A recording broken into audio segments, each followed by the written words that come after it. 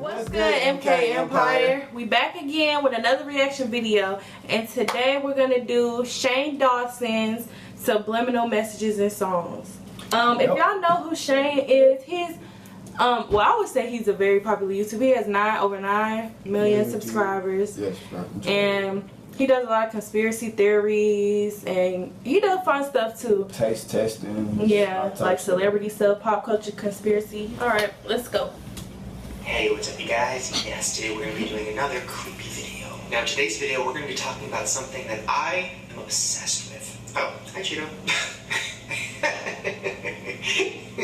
Are you scared? It's okay, Daddy got you. Yes, we're going to be talking about creepy hidden messages in songs. Now, just a couple weeks ago we talked about how if you reverse Britney Spears' song Hit Me Baby One More Time, you can hear her saying sleep. A lot of messages in the song. Yeah.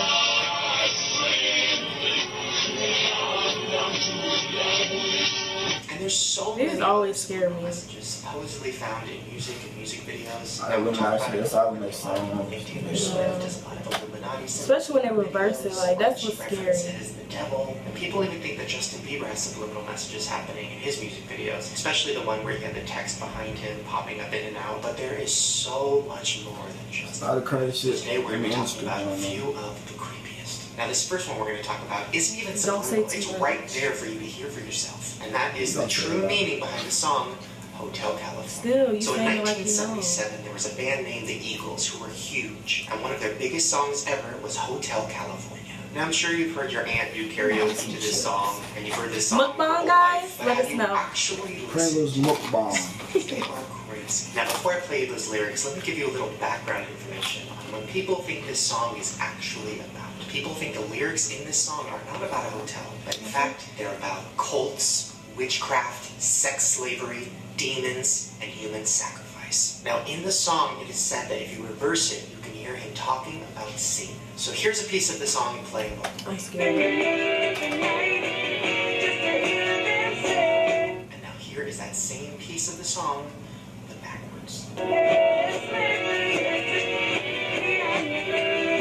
I know, fucking creepy. And that's not even the scariest part of the song. There are lyrics that aren't reversed that are just as creepy as that. I mean, this next part of the song is very clearly about going to hell and seeing the devil. Listen. And in the master's chambers, they're gathered for the feast. They stab it with their stealing eyes, but they just can't kill the beast. And they even refer to Satan as the Nightman. The lights at the Nightman.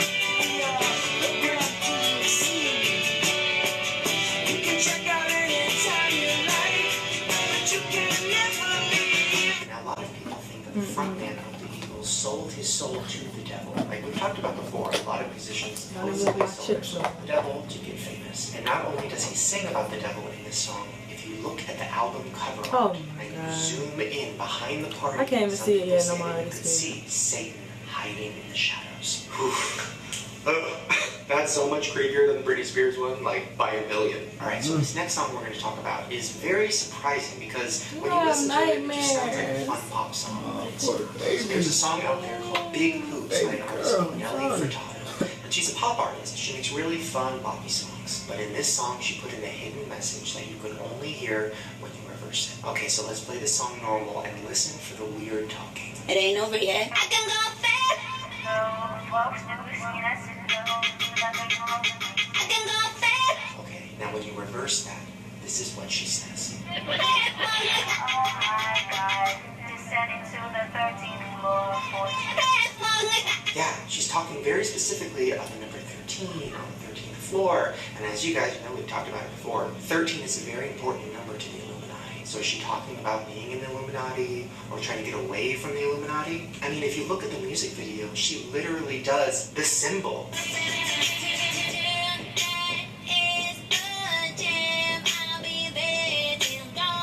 And even creepier, have you ever noticed that elevators usually don't have a 13th floor? They don't. It's said that 85% of elevators do not have a 13th floor because they think it's unlucky. I know. Now listen, I don't know exactly what she means. I'm going to have to look out for that next time we want an elevator. So I guess we'll never know. Alright, now this next story is really sad and just intense. Songs. And that is the story of a Judas Priest song that led two people to try to kill themselves. In 1979, Judas Priest had a song called Better by You, Better Than Me. And in 1990, a 20-year-old man named James Vance and a 19-year-old man named Ray Belknap went to a playground of a local church and shot themselves in the head. Now, Ray died instantly, but James survived. He ultimately killed himself a few years later, but when he survived the gunshot, he was left with a horribly disfigured face. Now, you're probably wondering, what does this have to do with the song? Well, the families of Ray and James sued Judas Priest because they said that there were subliminal messages in the song that led their children to try to kill themselves. Now, supposedly, when you listen to the song, you can hear a subliminal, do it, do it. And of course, the parents are claiming that that is what led their kids to do it. So here is that clip of the song, and listen to see if you can hear it in the background.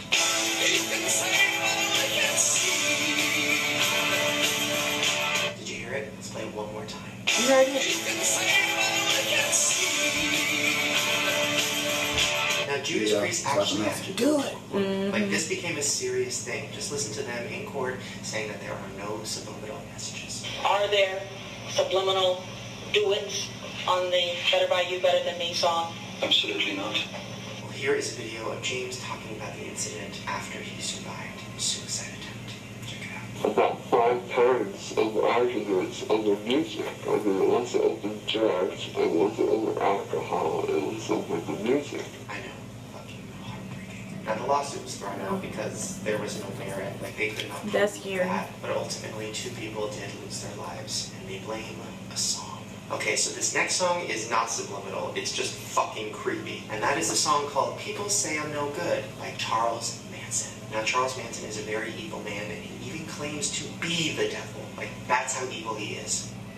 Is Charlie Manson crazy? But whatever that means, sure, he's crazy as mad as a hatter. What difference does it make?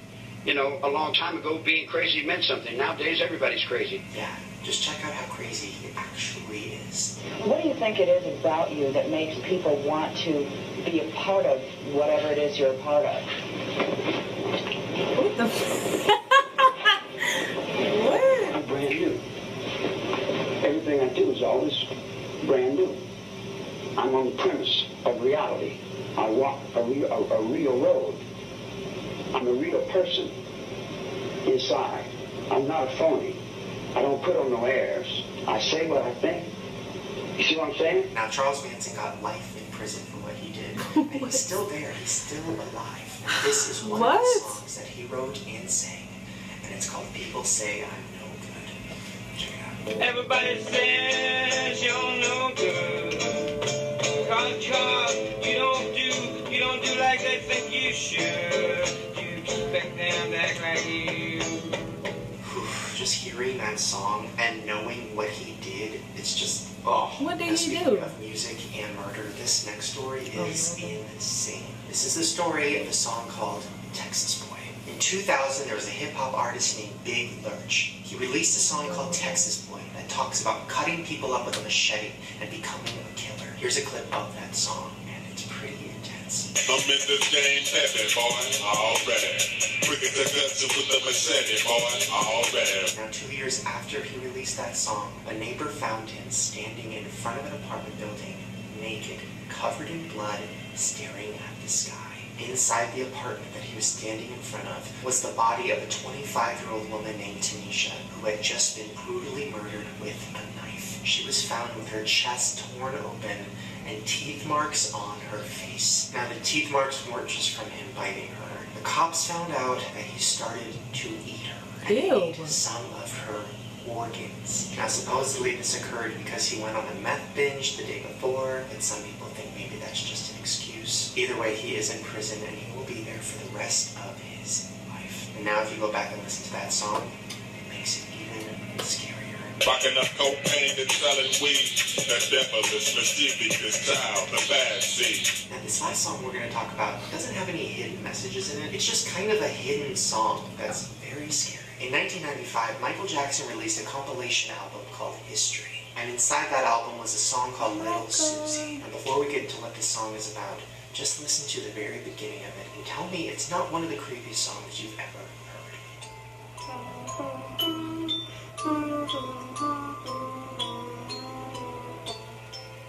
Yeah, Literally, like from a horror movie. Now, some of the lyrics are incredibly disturbing. I'm going to read some of them because I don't want to get copyrighted, but somebody killed little Susie, the girl with the tune, and she was there screaming, beating her voice in her doom.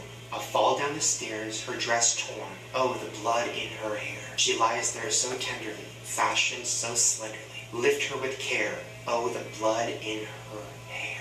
Now, supposedly this song was written about a real murder, but nobody can figure it out because nobody can find the real story. But there is a legend that if you listen to this song with headphones in a dark room, and then after you call out to little Susie, she might answer you. That is no.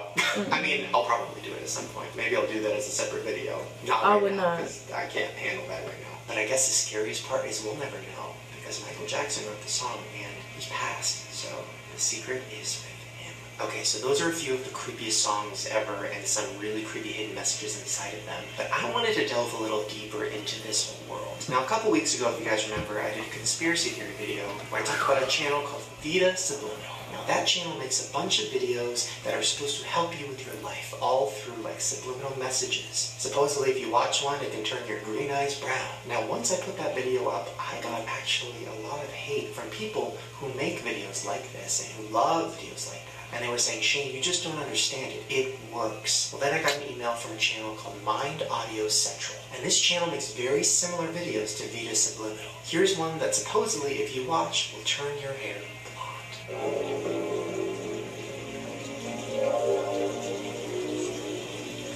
Yeah, sure.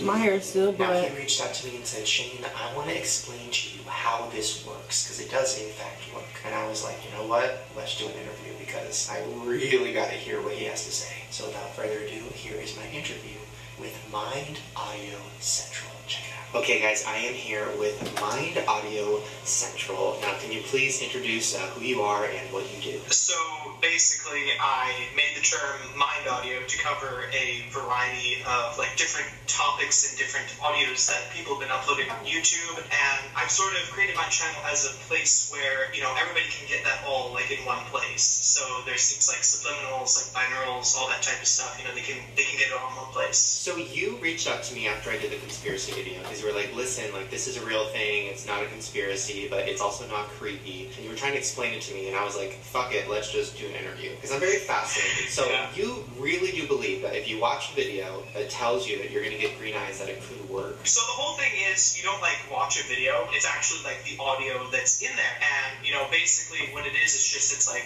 messages in there, you know, and you know, as you kind of talked about in your video, you know, like, oh, what are they doing, you know, and we just hide affirmations or those messages in music and other things, and they go to the subconscious, and it basically tells your subconscious, like, hey, this change needs to be made, because your mind is like a very powerful, like, body part, you know, it controls so many things that are happening that you don't know, you know, you're, you know, taking control. Like, obviously you don't need to consciously think, like, oh, I need to breathe, or, you know, my liver needs to do, like, its hundreds of functions, and, you know, by, like, talking to the subconscious, sending messages to it, you can get it to change different things, basically. So underneath, so you'll have, like, music playing, and then really low in the music, it'll be like, you need to change your eye color, or something like that? Yeah.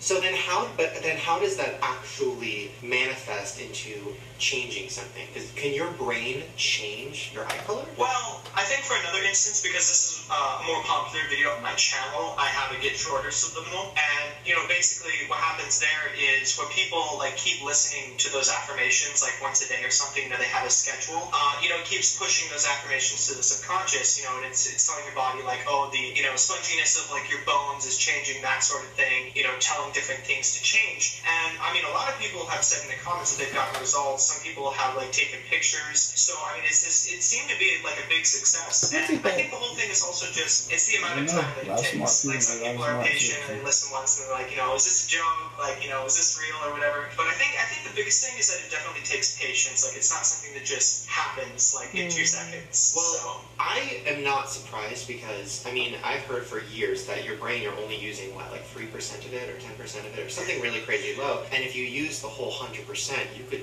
do some crazy shit, like that movie Lucy, where she's like moving shit around. So if you're tapping into that part of They your don't brain, teach you that, maybe though. you could change your body or things in your life. Like to use our whole brain. We're not taught to do it. I mean, the brain. So we wouldn't know what we brain is could amazing. do. But I will say that it's a myth. I think a more accurate statement would be we're not using 100% of our brain like all the time because there's different lobes you only use in specific situations. But yeah, no, the subconscious is a very powerful thing. You know, it is kind of the background of like everybody, and it can, you know, kind of stores different things. I guess you could say, you know, whether you have social anxiety or things like that. You know, it's like it's all in there, and it can all be like changed. And you just have to learn how to tap into it. Do you think though that this could be used for evil? I mean, what if, you know, the government starts putting out all these audios on TV or in radio, or what if, you know, record labels figure it out and they start promoting things through the music? Is that something that could happen? Well, first of all, like it started in advertising. They basically played like subliminals in a movie theater to, you know, sell popcorn and soda. And they looked at this and they were like, holy cow, this is like so effective. There's no way we should make this legal. So by my knowledge in advertising, subliminals were made illegal in those. And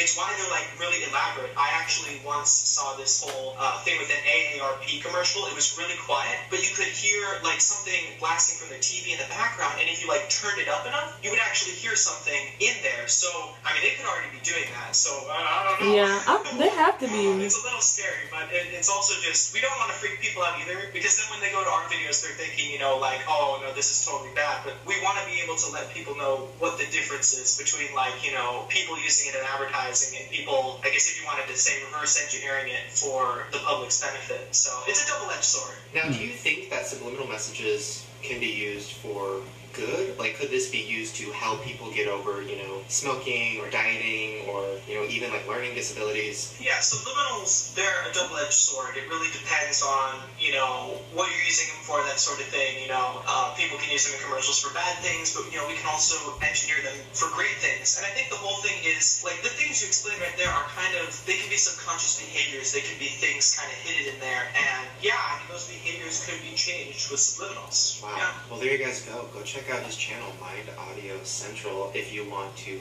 change things in your life. I'm going to be trying it. Subliminal messaging could be used for good. It also could be used for bad. But either way, it is very, very real. Well, there you guys go. Subliminal messages are very real, and they can be used for positives, but they also can be used for negatives. I don't know. I just find all of this stuff fascinating. The hidden meanings in songs, subliminal messages in advertising, all of it is just very fascinating. That's scary. So there you guys go. If you want me to do another video about subliminal messages, maybe in movies or TV shows, give me a thumbs up so I know. Also, make sure to subscribe to my channel right now. Hit the notification bell to see new videos. And if you want to see my other videos where I talk about conspiracy theories and stuff, I'll put a link to a playlist right at the top of the description below. Alright, you guys, I'll see you tomorrow. Be careful what you hear. Bye. He always make these videos scary, and I hate that. That's scary though, like, just to know that stuff that you listen to can make you want to do something. But I feel like that's already like kind of happening anyway with the music that we listen to today. Been like that. Like, everybody's rapping about drugs, sex, selling weed, being a stripper, and what is happening? Everybody wants to be a stripper. Everybody wants to sell drugs. Everybody wants guns. Like, that's just what's happening. Everybody wants to be about that life, even though they're not. But it's in the music.